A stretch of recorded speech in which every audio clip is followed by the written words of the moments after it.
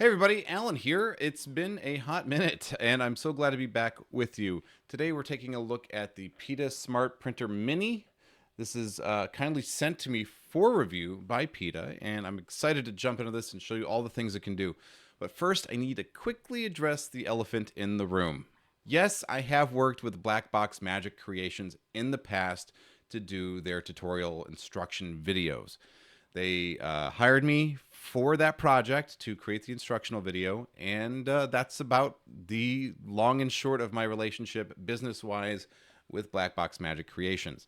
So I wanted to address that because I know that some people have confused me with being an employee or in some way affiliated with Black Box Magic Creations beyond that. Really, it came down to I have the video audio equipment. I'm comfortable on camera, and I know the printer inside and out because I reviewed it for YouTube for this channel, and then I've also used it in some professional capacities. So the owner of that company asked me if I would be interested in filming the tutorial. So I said, yeah, sure, I would do that. Did it for a small fee, but I don't have any ongoing relationship with them. I'm not on their payroll, and I wanted to come and talk about all of that right up front so that you can judge for yourself if I have any bias when reviewing other thermal printers on the market. I don't think that I do. And as evidenced by that, I'm taking a look at this one, and I have some really positive things to say about it. So without further ado, let's jump into the Smart Printer Mini by PETA. So let's just open the box and I'll show you what you get inside, okay? So here's the box. Beautiful packaging, as always. I'm just really always impressed with PETA's handling. I love the holographic foil. Just a very nice touch. Very classy.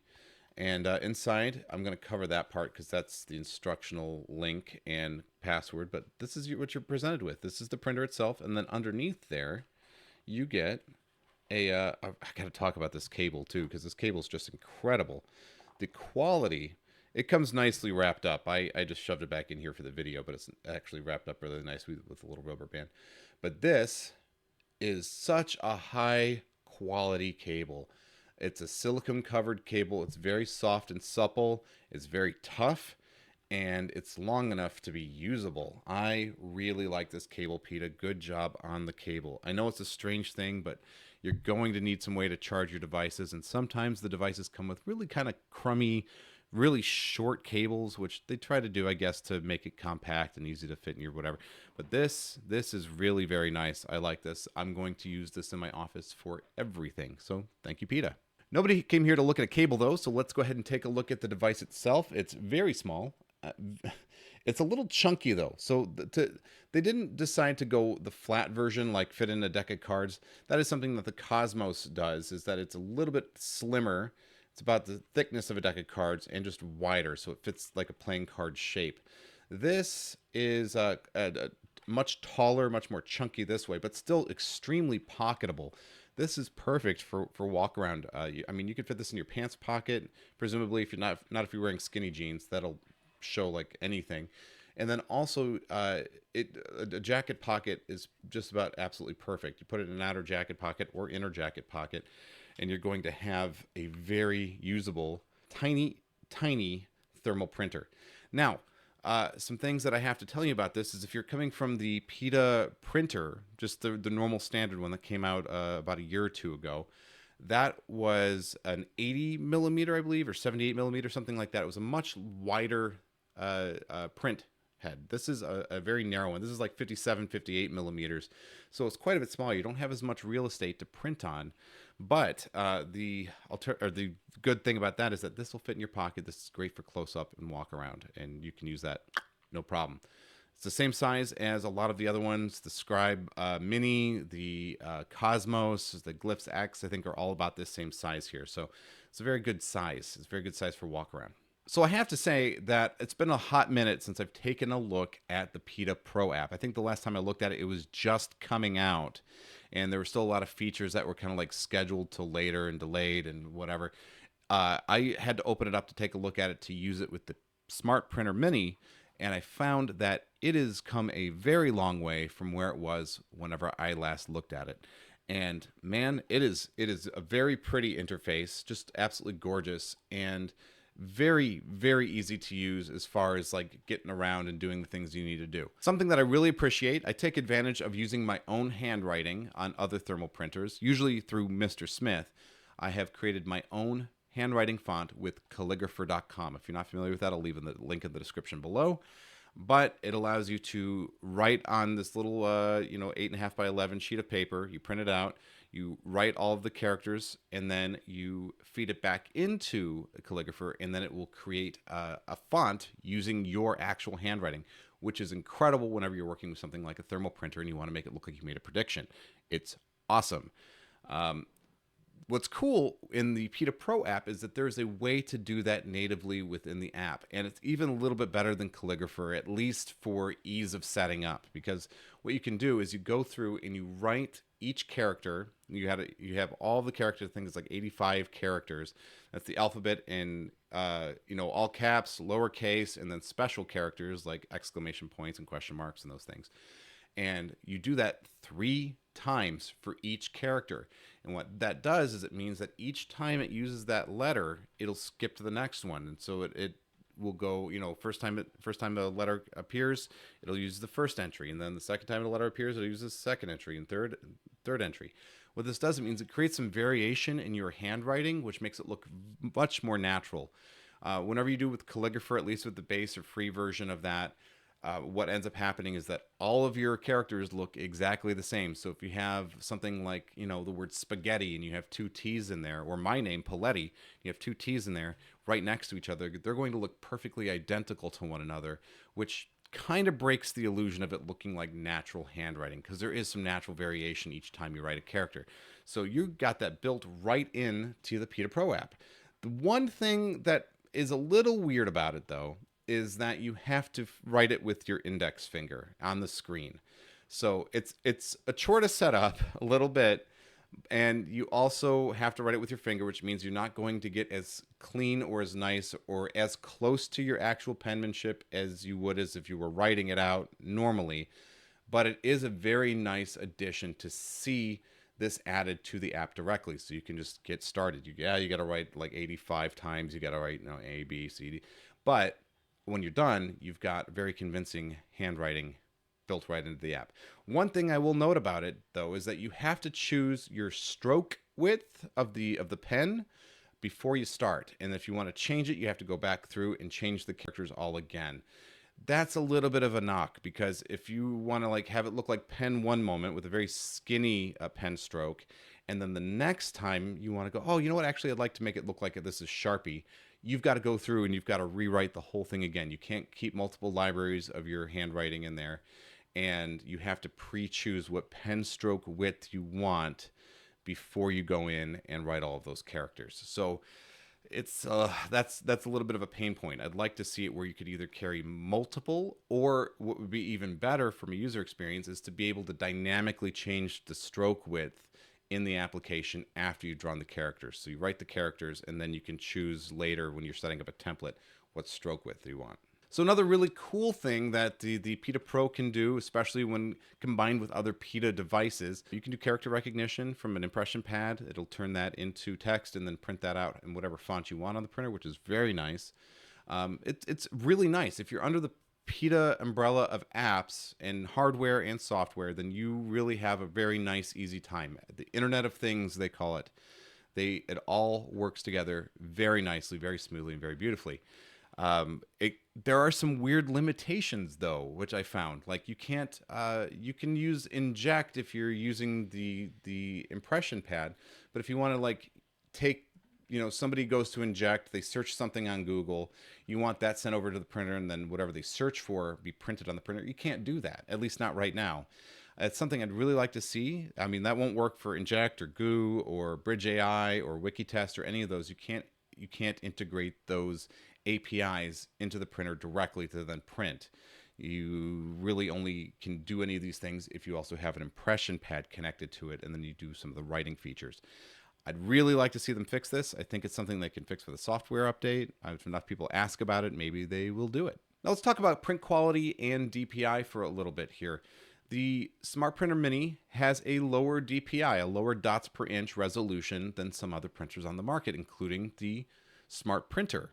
from PETA. This means that if you are really inspecting the paper, you're looking at the print quality very closely, you are going to notice a drop in quality. There are going to be some digital artifacts in there that show what's called dithering, right? You're not going to have very smooth lines. It'll look a little jagged. From, a foot or two away, if you're just showing that as the prediction and then crumpling it up and getting rid of it, it's not really going to affect anything. It's still very usable. But something that I like to do, at least in my own shows, is I like to gift or give away the prediction paper when I'm done with it. And I think that on a close inspection by a spectator, they would notice that this did look like print and not actual handwriting. For some things, it won't matter. For things like receipts, when you're printing out a prediction on a receipt, won't matter. Again, under close inspection. Quickly shown, not a big deal. Now, one of the reasons you might have to look at it closely is right now there is a upper limit to how large you can make the characters for any font. You're max out at 50, and that's as big as it gets. So that's still kind of small for a lot of uses, right? For me, I need much larger characters. I want it to be a lot bigger, a lot chunkier, a lot sizier, so you can see it.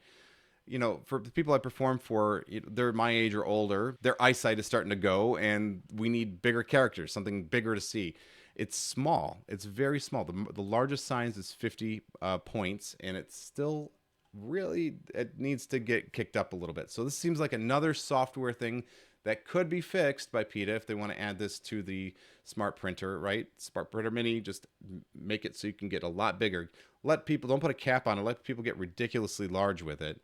And then you're going to have a much better time with having the characters readable. Let's talk about the build quality and accessories a little bit. In the box, I got 2 rolls of paper, which, to their credit, they tell you where you can get more of this. It's actually very easy to get. You can buy this in giant chunks or giant quantities on Amazon for very cheap. It's just printer paper. It's just thermal printer paper in 58 millimeter.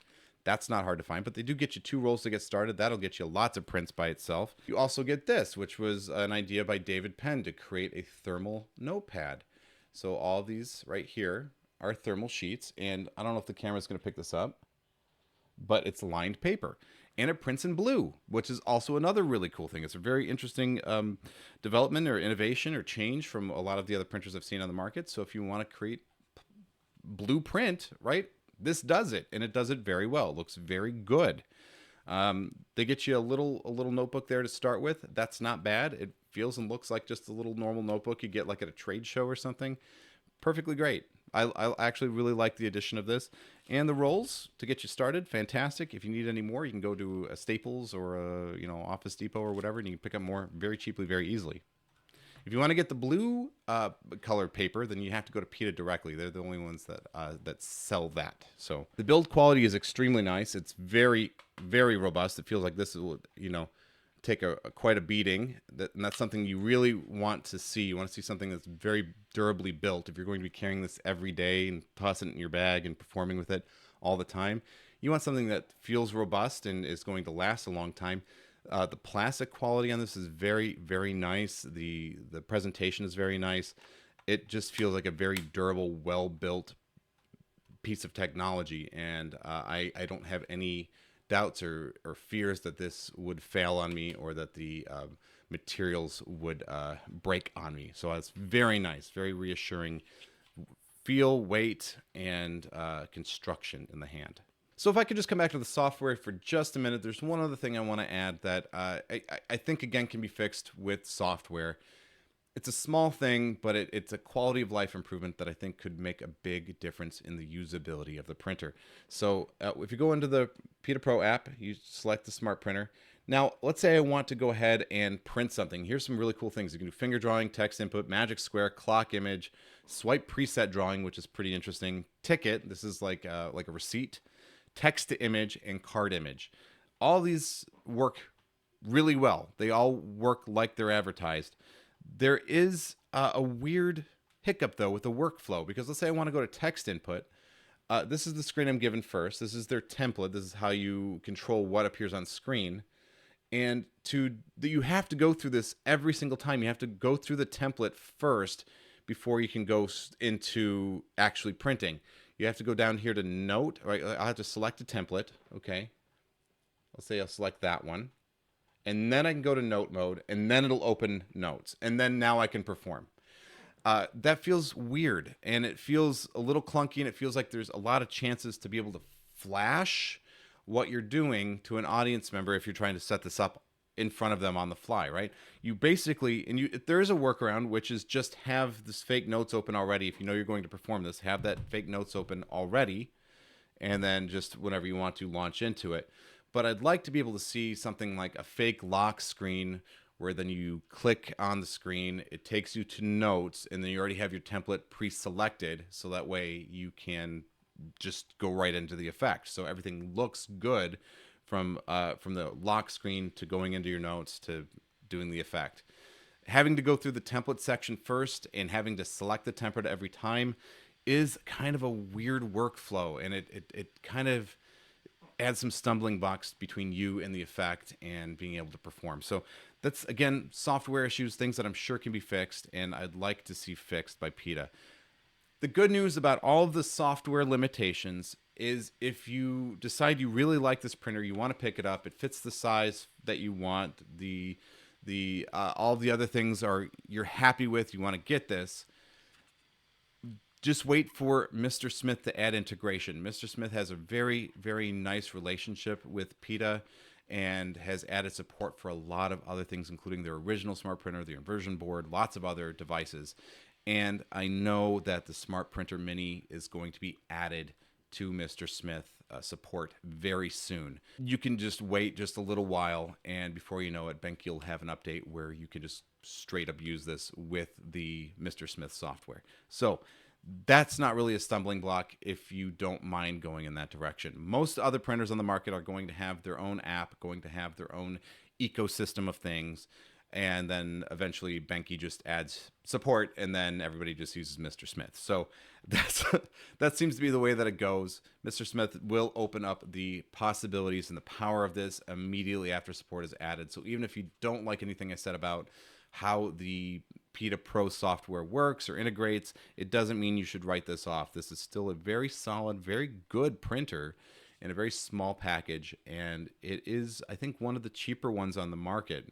So this should be a very attractive option to people who are looking to get into this type of stuff, don't have maybe the largest budget. This is a fine one. Or if you have a lot of PETA products already and you want to just work within the PETA ecosystem and you want to do it close up, this is a very good option. It's a solidly built, very nice device from PETA.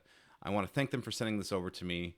I have really enjoyed it quite a lot, and I would like to let you guys know if you want to pick one up, you can do so in the link down below. Thank you guys so very much for watching. I hope you have a lovely one. If you have any questions about this, of course, I'll be watching the comments, and I will try to answer whatever I can down there. Thank you guys so very much for watching. I will see you in the next one. Cheers.